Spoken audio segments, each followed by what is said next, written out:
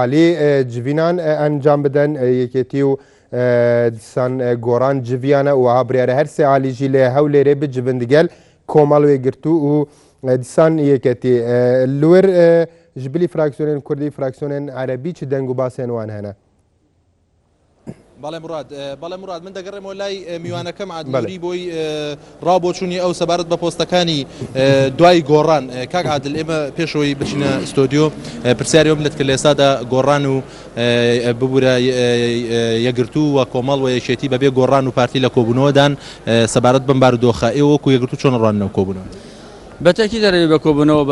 بە سازان و بە لێک حاڵیبوون لێک تێگەشتن هەلبێ لەبەرەوە ئێستا شتەکە ئەوەی لێهاتوە بەداخەوەکو پارتی و گۆڕانوەکو دوو تەرەفی ئەویان لێهاتووە تەبیعی بێ لایەنەکانی ترۆکو ناوەنجگیریەک وەکو مصلحێک خۆیان بگەنە کۆمەڵی خاڵ و دواتر لەگەڵ ئەو دوو لایەنە بەجیاوە دواتریش بە تەسەوەری من هەر پێنج لایەنەکە لەسەر مێزی مفاوەزات بێ دابنیشن لێک تێبگەن و ئەمەش جارێ زووە وأزان إن شاء الله قالت النتيجة كي باش وشونك السركداتي لأن سياسة نبي حتما هذا بعقلانه وحكيمانه مع ملقى الأنبار والدخاب كان شو كما براسي شوار دور من هم يأجر نا إيران نا تركيا نا سوريا نا عراق نا شيعة نا كس نا سنة كس دلصوزي أمانية إما هو لنا كوش كابين شوار دور كان هم يأجر بيه خلنا نحكي أجراي بيه أو في شاروشتانش لا بسر دروني هولات يعني كردستان أو براسي كزور مهم بو مع مستان وشينا كان يتر زور هم أنا وريكو بيك ما فيكي خوان كما فيكي مدنية خبشان دانيان كر ريبيوانان كر طبيعية والله أويك بشيبو بداخل هني اشتي ترتيا قلبو وأزانم أو برو كبونا وبرو دامركانو وأرواد عادل أو كويتو أقدر بسركداتي يقرتو بالريالي داو بجداريكو حكومتي بكات جگە لە گۆڕانی تا گۆڕانی تیانە بێت و لە ئێساشدا دەنگیەوە هەیە کە پۆستەکانی گۆڕان دابش بکرێ بەسەر یەکگرتوودا ئێوە ئەو پۆستانە وەرەگرن لە کاتێکدا گۆڕان دەرچوو لە حکومەت نهیچ باس خوازێکمان لەسەر ئەوە کردووە نە هیچ ئەوەی کە جەنابەت نە هیچ شتێکی ڕسمی لەسەر ئەوەیە کە پۆستی هیچ کەس بۆ بەسەر هیچ کەسی ترا دابش کرێ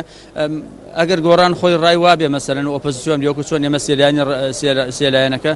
یەکگرتو و کۆمەڵ و گۆڕان لە ماوەی 4 ساڵی ڕابردووە دەورەی خولی پێشوە ئۆپۆزیسیۆن بوون و بەشدار نەبوون زۆرش تەبیعی ئاسایی بوو ئەگەر هەر لایەنێکی سیاسی خۆی بڕیار دا کە ئۆپۆزیسیۆن لە حکومەتە نەمێنێتەوە طبیعیە لە پەرلەمانە وەکو معارەزە ئۆپۆزیسیۆنێک ئەمێنێتەوە ئەمما ئەوەی کە بە شێوەیەک لە شێوەکان پۆست لە یەکێک وەرگیرێتەوە تەوزیعکرا بە سەخڵێکی ترا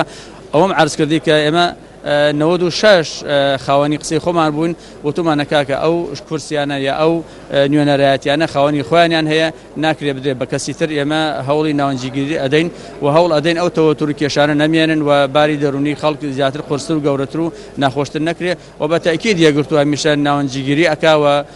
هەوڵ ئەدا لایەنەکان لە یەک نزیک خاتەوە کاک عادل وڵامی ئەوم وەرنەگر کە یەکگرتوو بەشدارە بێت لە حکومەتێک کە گۆڕانی تێدا نەبێت زووە هێشتا چونکە باسیەوە هەر نەکراوە هیچ کەس باسی ئەوەی نەکردووە نە پارتی باسی کردووە نە گۆڕان بوو توێتی من بەشدار نابم وە نە تۆ باسی شتێکەکەی کە هێشتا فەرەزیەتە هەر کاتی حکومەت طبعا نەبێم حکومەتە هەڵوەشێتەوە گۆڕانکاریی تیا بکرێ طبیعیە هەر لاەن پەرلەمانەوە یان بەداخەوە کێشە گەشت لە پەرلەمانیش یعنی شتەکە زۆر ئێستا ئاڵۆسترە لە باسی وەزیرێک و وەزارەتێک ئەبێ ئێمە کێشە سیاسەکە لە کۆی کایەکە حەلیکەین چونکە باسی سەرۆکاتی هەرێمی تایە باسی پەرلەمانی تایە باسی وەزارەتەکانی تایە باسی مەقەڕاتی لایەنە سیاسیەکان و ناو شەقام و خەڵکی هێوەرکردنەوەی ئەوێ ئێستا دوجار دێنە سەر ئەوەی کە چی بکرێت چی نەکرێت لە ڕۆقانەکەمە پرسیارێکت لێ بکەم کاک عادل دوێنێ ڕێگری لە سەرۆکی پەرلەمانی کوردستان کرا بچێتە پەرلەمانی هەرێمی کوردستان لە ڕووە یاسایەکەەوە وەکو ئەندام پەرلەمانێکی عێراق ئەوەی کە پارتی دوێنێ کردی یاسایی بوو یاخود شتێکی طبیعی و ڕۆتینی و ئاسایی من شتێ بە جەنابدڵ ئەو کەڵچەرێکە لە کوردستانە پەیڕەو ئەکرێ هیچ یاسایەک نایگرێتەوە نەک ئێستا هەر لە ساڵی براکوژیەکان لە نەوەدەکانەوە پەرلەمانی کوردستان کە 13 ساڵ تعطیل کرا دوو حکومەت و 2002 سەرۆکی ئەنجومەنی وەزیران لە کوردستانە بۆ من کوێ یاسایی بوو پەرلەمان لە ساڵی 92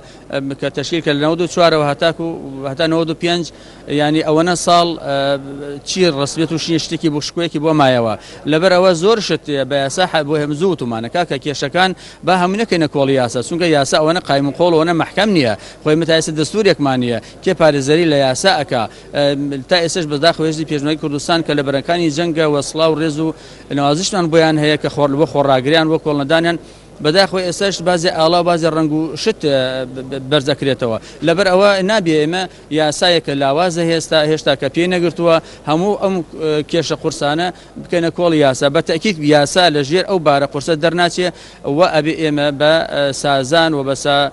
سازش بۆ یەکەن زۆر تەبیعیە لەسەر مێزی مفاوەزات هەڵکەین پەرلەمان توانای ئەوەی نی ئەم کێشانێک لاکاتەوە بۆیە زوو ئێمە وتومانە کاکە ئەوە فەرموو ئەوەی کە ئێمە پێشتر لێ ئەترسان و کێگوتی سامی کوردستان ڕوویدا و بە تەکید ئەگەر ئێمە زووترش ئاگاداری ئەمە نەبوویان خراپتر ڕووی ئەدا و گەورترش ڕووی ئەدا بۆیە تەبیعی ئەمانە هیچیان یاسایی نین بارەگا سووتاندن یاسایی نییە خەڵکوشتن یاسایی نییە پەرلەمان تاقتیلکردن یاسایی نییە فشار دروستکردن یاسایی نییە وەزیر نهاتنە ناو پەرلەمان یاسایی نییە هیچ یاسایی نییە بەڵام کام یاسا لەبەرەوە بەداخەوە زۆر جاوکو شەماعەیەکی لاتووە هەر کاتێک کە من حەزم کرد دەڵێم کاکەمە یاسا هەر کات بە زۆخ بنەوە لە دەرەوە یاسا لە ژوورە تاریکەکان شتەکان باس ئەکرێ لەبەرەوە هەموو تا شتەکان ناو پەرلەمانیش ئەو پرۆژە یاسایانە هەر جار لایەنە سیاسیەکان لە پشتی پەردەوە لە ژوور تاریکان کۆبوونەی دوو بە دوو قۆڵی سێ قۆڵیان نەکرد بێن هیچ یاسایەک لە پەرلەمانە تێپن نەپەڕیەوە. بەڵێ کاک عادل لە سەرەتای قسەکانتە وتت لایەنە عەرەبیەکان بە شێوەی غێر مباشر پێیان خۆش ئەو بارودۆخی کە لە هەرێمە دروست بوون بۆیە من پرسیارێکم لا دروست بوو تا چەند ئەو بارودۆخی کە لە هەرێمی کوردستانە کاریگەری لەسەر یەکڕێزی ماڵی کورد دەبێ لە بەغداوە پێت وایە کاریگەری هەبێت دووشیەوە یەکەم یەک ڕیزەکە ئەبێ ئێمە خوانی پارێزن ئەگەر ئێمە یەک ڕیزەکە کورد لە کوردستانیەکان وەکو ئێستا ئەم پێکەوەین و تا ئێستا باشە کە دوێنێ هاتوونەتەوە ئەگەر ئێمە یەک ڕێزی پارێزین ئەوە کەس ناتوان دەست خاتە بینمانەوە ئەوە ئێمەین ئەتوانی یەک ڕێزی پارێزینە نەک ئەوان ئەم یەک بەڵام بە تەکید کاریگەری سەلبی لەسەر سومعی ئەمە بووە لەسەر ئەوەتە بە هەر کەس دەڵێ کاکەوە ئەوە ئێوە خێرە ئێوە چیتانە ئەوە کاتی ئەوەتانە ئەوە بۆ هاربوون ئەوە یعنی ئەم قسانە توانجانە بۆ ئێمە زۆر ناخۆش چونکە پێشتر هەموو لاکیان و بە ئێمە و هەرێمی کوردستان بین وەکو لایەنە سیاسەکانی کوردستان ئەگەر خلافیشانە بێ ئەوەتە نەگەشتۆتە ئاستی و حەلی ئەکەن بەڵام ئێستا بەڕاستی ئێمە ینی دەنگمان زوڵانی وەکو جاران و دەنگمان کپە و چاومان سەرمان بەرزنی وەکو جاران هەوڵە دەین ئینشاڵڵا بە هەموو لایەک